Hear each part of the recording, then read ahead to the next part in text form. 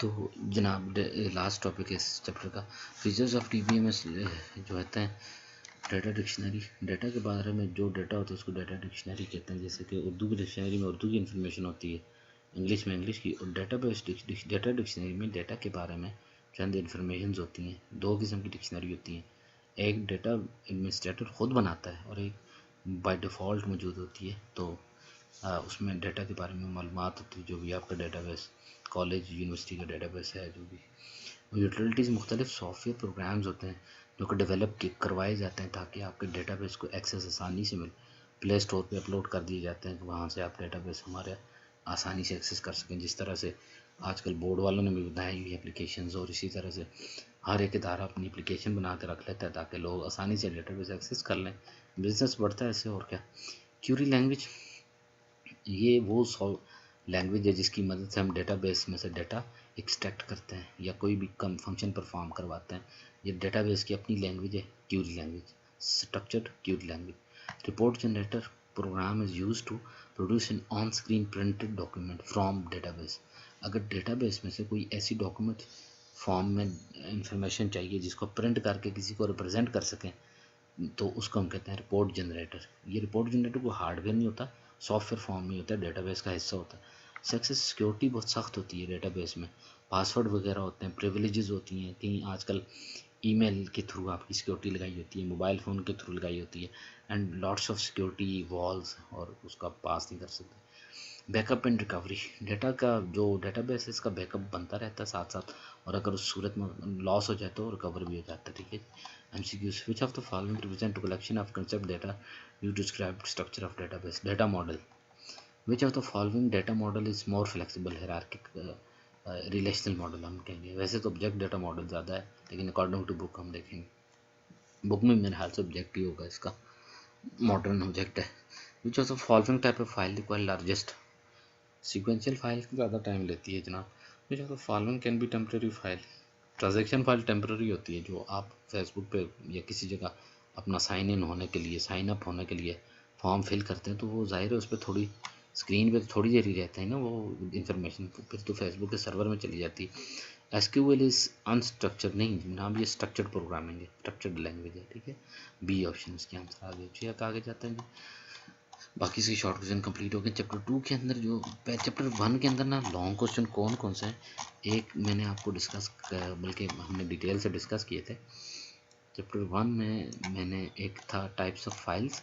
ठीक है, चैप्टर 1 के अंदर एक है जनाब आपकी टाइप्स ऑफ, ओके ज़रा थोड़ा स्पीड कम, अच्छा हम देखते हैं जी। टाइप्स ऑफ फाइल्स हैं तीनों लिहाज से। उसके बाद बाकी तो शॉर्ट क्वेश्चन है। खैर ये लॉन्ग क्वेश्चन आपका ये भी बन जाता है। डेटाबेस ऑब्जेक्टिव्स क्या हैं, डेटाबेस मॉडल्स। ठीक है, तीसरा और चौथा अगर आप देखें, लास्ट वाला जो क्वेश्चन है आपका, वो मुझे लग रहा है कि हम है लॉन्ग क्वेश्चन बन जाए। डिस्टेंस तो शामिल नहीं है, डेट फीचर्स ऑफ DBMS ये हो सकता है। अगर सेकंड चैप्टर में 2 ही लॉन्ग क्वेश्चन है जो कि हम देखते हैं अभी कौन कौन सा है। पहले तो शुरू में शॉर्ट क्वेश्चन है जो ऑलरेडी अपने कर लिए, फील्ड रिकॉर्ड फाइल किसे कहते हैं, इसकी डेफिनेशन है, बस शॉर्ट क्वेश्चन है। इसी तरह से ये एट्रीब्यूट्स, रोज एंड एट्रीब्यूट्स क्या होता है, फीचर्स ऑफ ये रिलेशन और टेबल की जो प्रॉपर्टीज़ है ना, ये जो लॉन्ग क्वेश्चन है, बड़ा छोटा सा लॉन्ग क्वेश्चन है। व्यूज़ शॉर्ट क्वेश्चन है, इंडेक्स शॉर्ट क्वेश्चन है, की इसका एक लॉन्ग क्वेश्चन आता है जनाब। ये मैं सबसे पहले की से स्टार्ट करता हूँ। प्राइमरी की क्या होती है, आप जब भी कोई भी टेबल बनाते हैं उसमें ऐसा फील्ड जिसकी मदद से आपका रिकॉर्ड सर्च हो, प्राइमरी की कहलाएगा। प्राइमरी की यूनिक होती है, मिसाल के तौर आपका NIC, आपका रोल नंबर, आपका रजिस्ट्रेशन नंबर। सेकेंडरी की नॉन यूनिक फील्ड, मिसाल के तौर पर अगर मुझे किसी का रोल नंबर याद नहीं है जो कि यूनिक होता है, तो मैं क्या कहूँगा, नाम ले लूँगा। तो क्लास में नाम 3-4 लोगों के सेम हो सकता है, इसका मतलब है इसको कहेंगे सेकेंडरी की। ऐसा फील्ड जो प्राइमरी की के बजाय इस्तेमाल हो लेकिन वो यूनिक ना हो, इसको सेकेंडरी की कहते हैं। आपका नाम आपकी सेकेंडरी की के तौर पर क्लास में इस्तेमाल हो सकता है। कैंडिडेट की या अल्टरनेट की, मिसाल के तौर पर आपका एक टेबल है जिसमें 2 ऐसे फील्ड हैं जो कि यूनिक हैं। मिसाल के तौर पर आपका रोल नंबर भी यूनिक है, आपका NIC भी यूनिक है, मतलब और किसी का नहीं हो सकता। तो हमने जो रोल नंबर है इसको तो प्राइमरी की बना दिया हुआ है, जिसकी मदद से रिकॉर्ड वगैरह सर्च हो रहा है। लेकिन जो दूसरा फील्ड है NIC, वो भी प्राइमरी की जो सिलेक्ट हो सकता था, जो हमने किया नहीं, लेकिन वो है यूनिक, उसको हम कहते हैं कैंडिडेट की या अल्टरनेट की, मुतबादल की। ठीक है, मुतबादल किसकी? प्राइमरी की का मुतबादल होती है वो। मुतबादल मीन अल्टरनेट मीन, अगर प्राइमरी की याद नहीं है तो अल्टरनेट की से बाकायदा डाटा सर्च हो सकता है आपका। कंपोजिट की, अगर आप दो फील्ड को मिला के कोई की बनाते हैं जिससे डाटा सर्च कर सकें, उसको कंपोजिट की कहते हैं। मिसाल के तौर पर मैं कहता हूँ जी roll number 68E, roll number 55BE5, तो मैंने क्या कर रहा हूँ, उनकी क्लास को, रोल नंबर को, दोनों को मिला के उसको मिला, तो असलम 57 या जो भी कहूँगा असद 95, तो नाम और रोल नंबर को मिला रहा हूँ। तो दो फील्ड जब भी मिलाएंगी, आपने कहीं देखा भी हो कई दफ़ा ऐसा, आपकी वो कहते हैं जी आपका पेशेंट नंबर क्या है, आप कहते हैं जी, कभी को कहता B51962, इस तरह कोई कॉम्प्लेक्स सा कोड, असल में वो कई फील्ड को मिला के बनाया होता है। आपका NIC नंबर जो बनता है ना इतना लंबा, वो भी कई फील्ड्स को मिला, वो आपकी कंपोजिट की है। सॉर्ट की, ऐसी फील्ड जिसकी मतलब डाटा तरतीब से रखा जाए, असेंडिंग या डिसेंडिंग ऑर्डर में। आपका वो रोल नंबर भी हो सकते हैं, आपके मार्क्स भी हो सकते हैं, कोई भी फील्ड हो सकता है, मर्जी उसकी। जैसे डिक्शनरी में जो डाटा है आपका अल्फ़ाबेटिक ऑर्डर में, असेंडिंग ऑर्डर में रखा जाता है।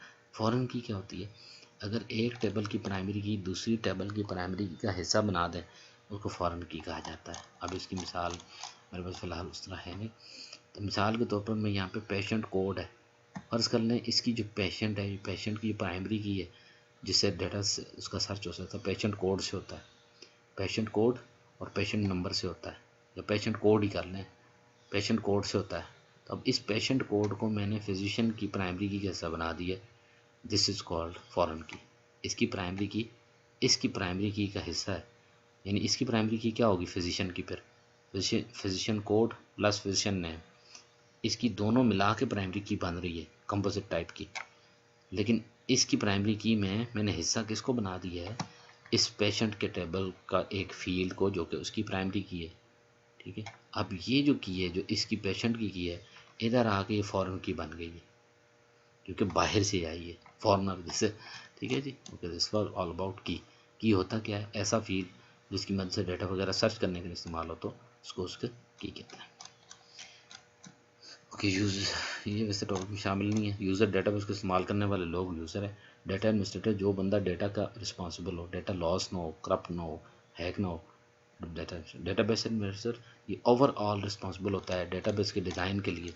कॉलेज का डेटाबेस का या यूनिवर्सिटी का, या उसका सबसे बड़ा यानी हेड जो है वो डेटाबेस एडमिनिस्ट्रेटर ही होगा। व्यूज़, चूँकि डाटा आपका डेटाबेस में जो पड़ा होता है वो बड़ा सेंसिटिव होता है। मिसाल के तौर पर आपका रिज़ल्ट है, अगर आपके पास रिज़ल्ट वैसे का वैसा टेबल दिखा दें, आप तो चेंज कर सकेंगे, लेकिन वो क्या करते हैं, उन्होंने एक सिस्टम बनाया है SQL की मदद से कि आपके डेटा का व्यूज़ नज़र आते हैं, आपको ओरिजिनल डाटा नज़र नहीं आता, वो आपसे छुपा रहता है, जिसकी वजह से आपका डाटा जो है वो बच जाता है।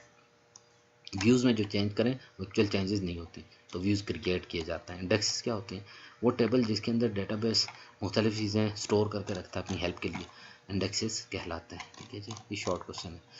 टेबल की जो प्रॉपर्टीज़ क्या क्या है, रिलेशन की, टेबल की प्रॉपर्टीज़, नो डुप्लीकेट रोज एग्जिस्ट, एक रोल नंबर यानी एक रिकॉर्ड दोबारा नहीं आ सकता। Order of rose is different, आप रोल नंबर 1 पहले लिखते हैं बाद में लिखते हैं, डेटाबेस को कोई फ़र्क नहीं पड़ता। ऑर्डर और कॉलम इज सिग्निफिकेंट, कॉलम आपके बेतरतीब भी हो सकते हैं, पहला कॉलम बाद में दूसरा कॉलम, यानी जिसका रोल नंबर पहले लिखा है और नाम को बाद में एंट्री की है, कोई ऐसी बात, कोई फ़र्क नहीं पड़ता डेटाबेस में। Column attributes are all elemental और एटॉमिक, यानी कोई भी कॉलम है वो एक ही दफ़ा लिखा जाएगा। यानी मिसाल के तौर पर स्टूडेंट का नेम है, एक कॉलम बनाया हुआ है उसमें, मिसाल के तौर पर मैं एक और भी मिसाल बयान कर सकता हूँ यहाँ पे, ये स्टूडेंट नेम, ये कॉलम है पूरा का पूरा, ये कॉलम इधर मैं कहूँ जो दोबारा लिख दें, ये इजाज़त नहीं देता। रोज़ डुप्लीकेट मीन, ये ऐसा नहीं हो सकता कि रिकॉर्ड, ये जैसे M0015F05 कुछ लिखा हुआ जो भी, ये दोबारा एंट्री नहीं हो सकती इसकी। यही इसकी प्रॉपर्टीज हैं रिलेशन की, कि इसमें डाटा आप इस तरह एंट्री नहीं कर सकते। ये 4 प्रॉपर्टी। एंटिटी कैसे कहते हैं, डेटाबेस में जिस के बारे में डाटा रखा जाता है, जो पार्टिसिपेट करता है आपके डेटाबेस में, एंटिटी कहते हैं। कॉलेज में टीचर और स्टूडेंट एंटिटीज़ कहलाएंगी कॉलेज डेटाबेस मैनेजमेंट सिस्टम की। हॉस्पिटल की जो डेटाबेस मैनेजमेंट सिस्टम है, उसकी जो ख़ास लोग हैं वो डॉक्टर और पेशेंट हैं, वो उसकी एंटिटीज़ हैं। ठीक है जी। डाटा एलिमेंट फील्ड के अंदर जो डाटा होता है उसको हम डाटा एलिमेंट कहते हैं। मिसाल के तौर पर किसी का रोल नंबर है, रोल नंबर 505, ये डाटा एलिमेंट है। रिकॉर्ड, इसके बारे में बता दिया। फाइल भी इसके बारे में बता दिया। Collection of tables with traditional files and some other necessary database. Database क्या चीज़ होती है? बहुत सारा डाटा इकट्ठा रखा हो लेकिन मैनेजेबल फॉर्म में, बेतरतीब नहीं पड़ा हो, तरतीब से ख़ास फॉर्म में इसको हम टेबल्स की सूरत में पड़ा होता है ज़ाहिर है डाटा। इसके अलावा बाकी ये field is unit of data consistent of one और मोर character.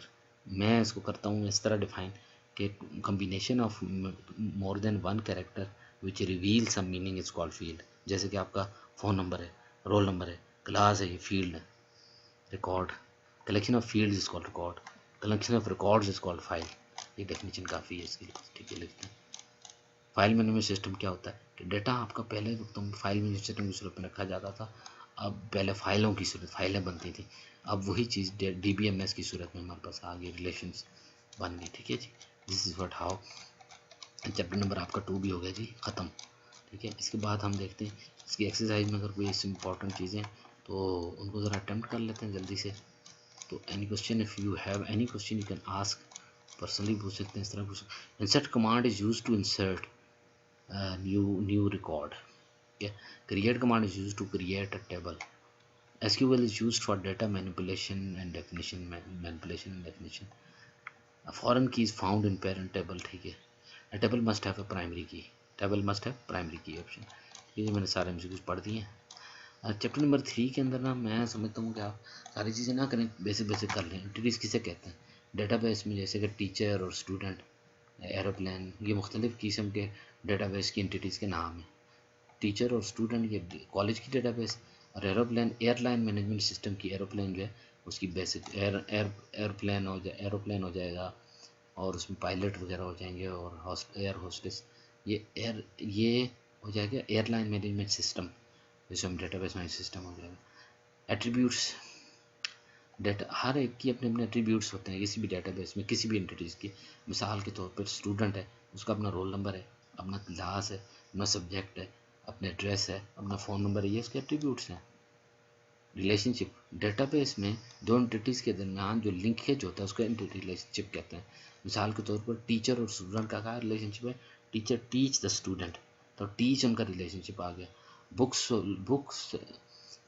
Store sells the books, तो उनके दरमियान में ये रिलेशनशिप के ही ऑप्शन आ गए हैं। जैसे book store orders book, displays book, stocks book, sells book, तो 4-5 रिलेशंस बन गए। आपको जहाँ पे जो ज़रूरत हो वो हम इस्तेमाल करते हैं इसको। वहाँ से कार्डिनलिटी का मतलब क्या होता है और मोडेलिटी क्या है ये भी मैं बता देता हूँ। इसे मैं आता हूँ, देखें जी, रिपेयर एक्शन इसने लिखा है। रिपेयर का मतलब क्या होता है?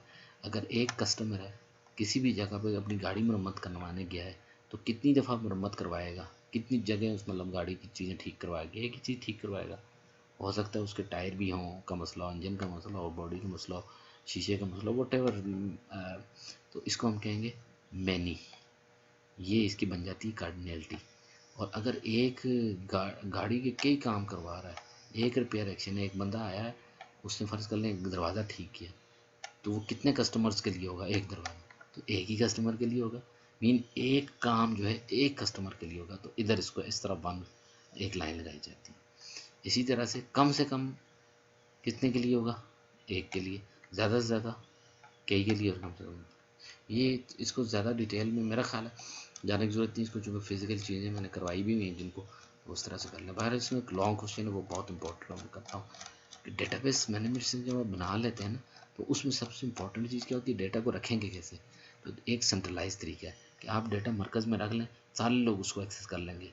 ये थोड़ा सा fairly easy to but it has least 3, इसके 3 प्रॉब्लम्स है कि डेटा हर जगह पे अवेलेबल नहीं होगा।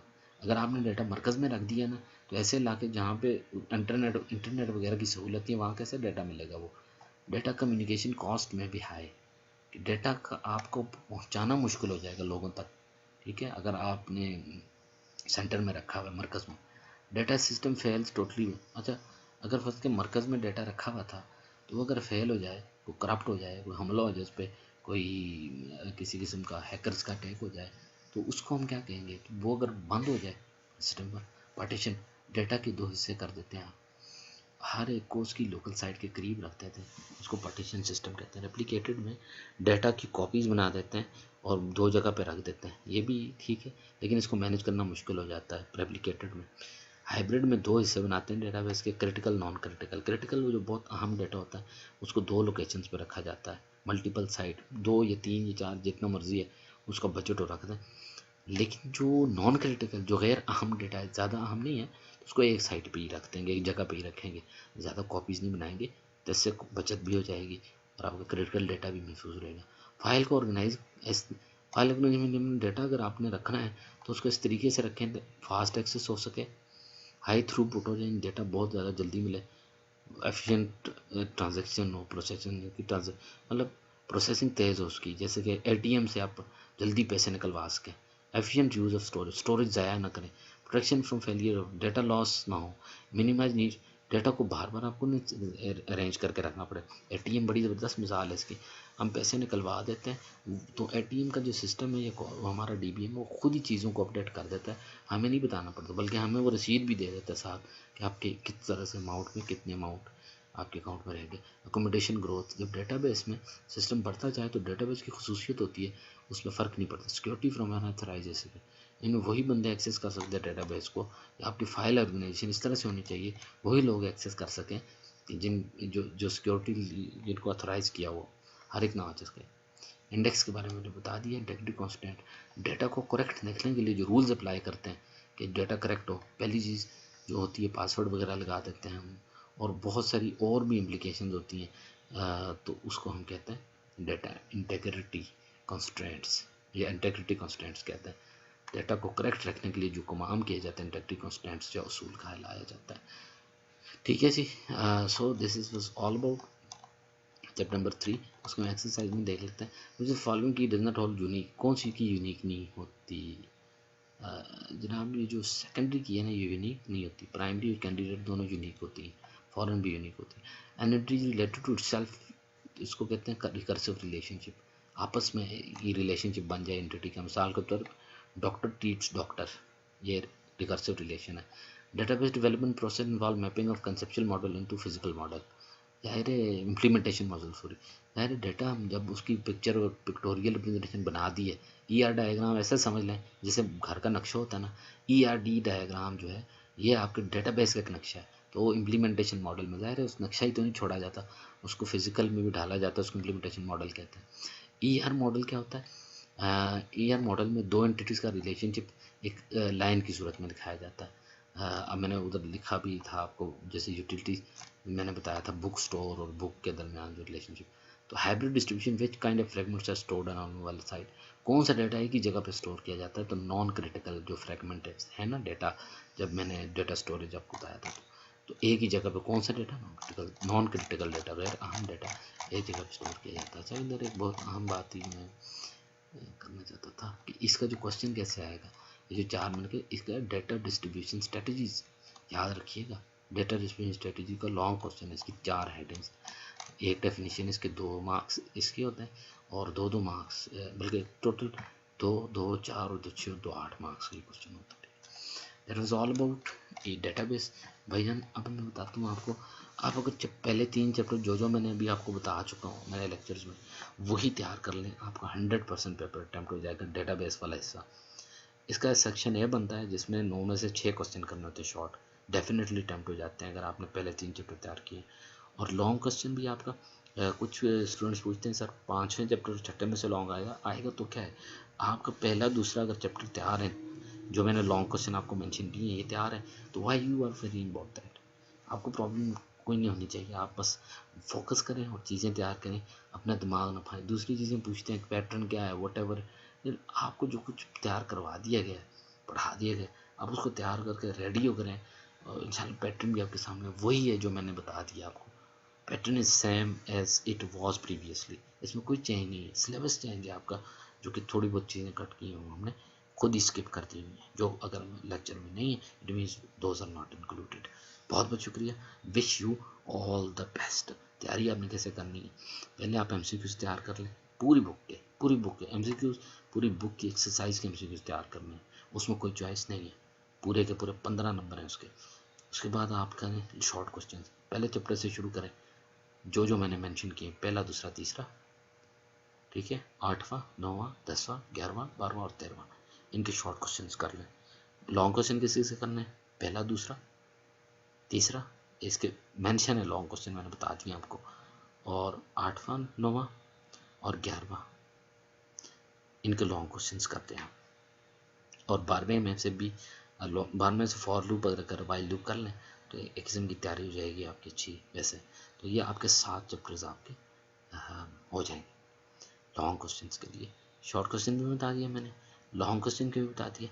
अब तैयारी आपने करनी है। टोटल 75 मार्क्स का पेपर है, 2.5 घंटे का होता है, 20 नंबर के MCQ, 20 मिनट के MCQ होते हैं, और बाकी 2 घंटे 10 मिनट का टोटल पेपर होता है। कोशिश करें 5 मिनट पहले ख़त्म कर लें, नए मार्कर नई चीज़ें खरीद के जाएँ, अपना पानी लेके जाएँ, पानी में थोड़ा सा आप लेमन वगैरह लगा डाल, ताकि आजकल उसकी वजह से मौसम ज़्यादा गर्म है तो नमकियात मसले ना हो। अपना रुमाल वगैरह की थोड़ा सा पानी उसमें गीला करके ज़रूर ले जाएं, ताकि ठंडक पहुंच रही है आपके गले पे बैठ लें उसको, कहीं लोड शेडिंग वगैरह हो जाती है, कोई मसला हो जाता है तो आपको प्रॉब्लम्स का सामना ना करना पड़े। Wish you all the best, अपनी पूरी एफर्ट करें, you have the chance, you must avail that chance. अपने दुआएं हैं हमारी सबकी आपके साथ। बाकी जो कोशिश मैं कर सकता था मेरी तरफ से, I have put all my efforts but I could do so, I am hopeful that आप भी अब अपनी मेहनत ज़रूर पुट करेंगे इसमें, और मुझे इंशाल्लाह आपके पेरेंट्स को भी जो है खुशी होगी अगर आप मेहनत करेंगे, और उसका नतीजा ज़ाहिर जब आएगा तो उससे फ़ायदा आपको भी होगा, और ज़ाहिर है हम भी खुश होंगे इससे। Thank you very much, take care of yourself, wish you all the best, अल्लाह हाफ़िज़।